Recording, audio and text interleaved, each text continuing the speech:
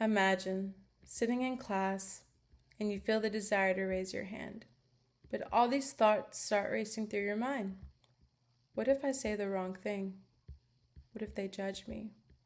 What if they think I'm dumb? Now imagine living with these anxiety-ridden thoughts on top of having ADHD. Social anxiety, as defined by the DSM-5, is the intense fear or anxiety of social situations, where an individual may be scrutinized by others.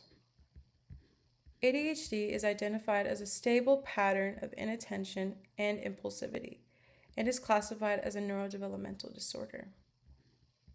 ADHD and social anxiety are actually two of the most common psychiatric disorders today. At first, they might seem like complete opposites.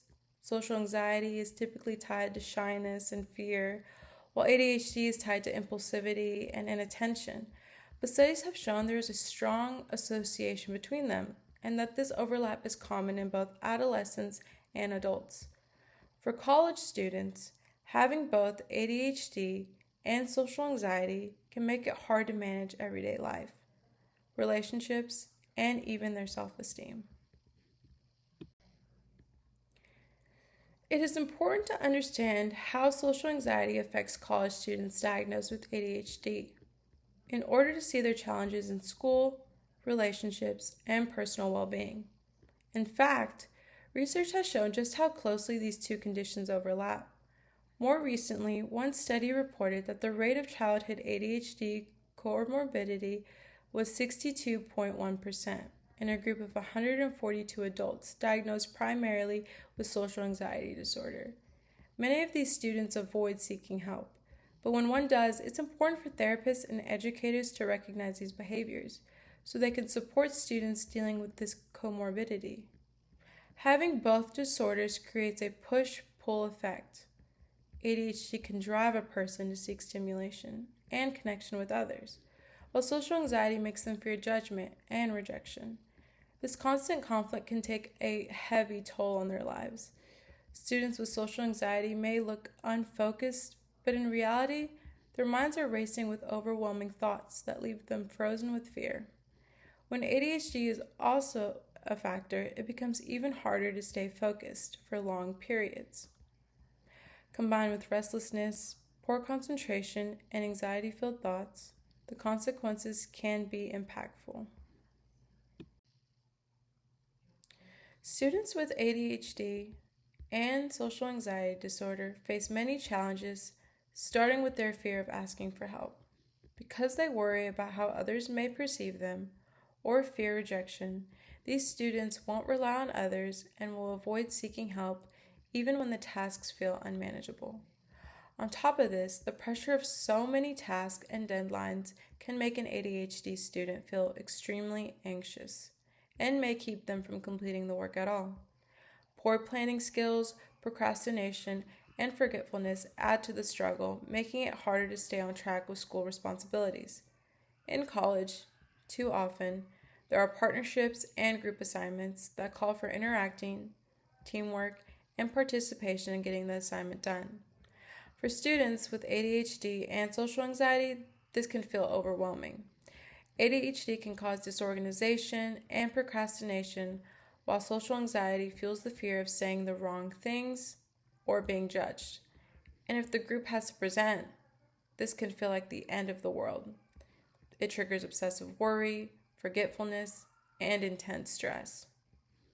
Beyond group work, exams and presentations bring their own difficulties. Anxiety may cause students to freeze, lose focus, or forget what they had studied. ADHD makes it harder to sustain attention during long study sessions, manage time effectively, and prepare for tests in an organized way. Together, these struggles affect not only academic performance, but also students' confidence in their own abilities. For students dealing with social anxiety, their everyday social experiences are often shaped and distorted by anxious thoughts. They tend to avoid interactions, and when ADHD is also present, social cues and impulses can become even harder to manage. ADHD itself creates challenges in social situations, which often leads to anxiety. For example, impulsive or hyperactive symptoms might cause someone to interrupt or talk over others without meaning to. Problems with focus and memory can also make it hard to catch social cues or remember things that were said. Because of this, a person with ADHD might come across as distracted, awkward, or even rude, even though that's not their intention. Over time, being judged or misunderstood can damage self-esteem and feed into the anxiety. This is why so many people with ADHD also struggle with social anxiety.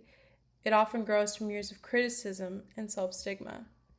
Students with anxiety also tend to be self-involved with how they look or what they're saying, that it makes it hard to put their full attention into the conversation.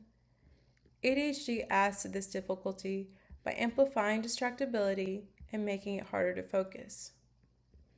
Being in uncomfortable situations is never easy, but social anxiety can make that discomfort feel unbearable. And with ADHD, impulsivity is often increased, leading some students to escape or withdraw from social situations altogether. As a result, this can prevent them from forming strong and lasting relationships with peers. To challenge these disorders, there are strategies that can help reduce anxiety and ease the negative symptoms of ADHD.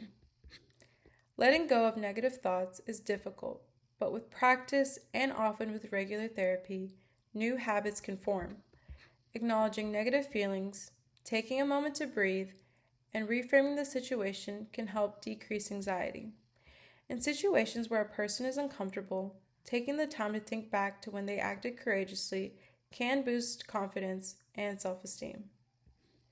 Another important way to manage these issues is by setting goals. Small, achievable goals help build progress and create a sense of accomplishment.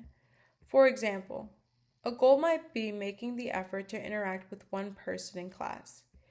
Each time this gets easier, the fear of social interaction begins to fade. If there is no socialization, there can be no improvement.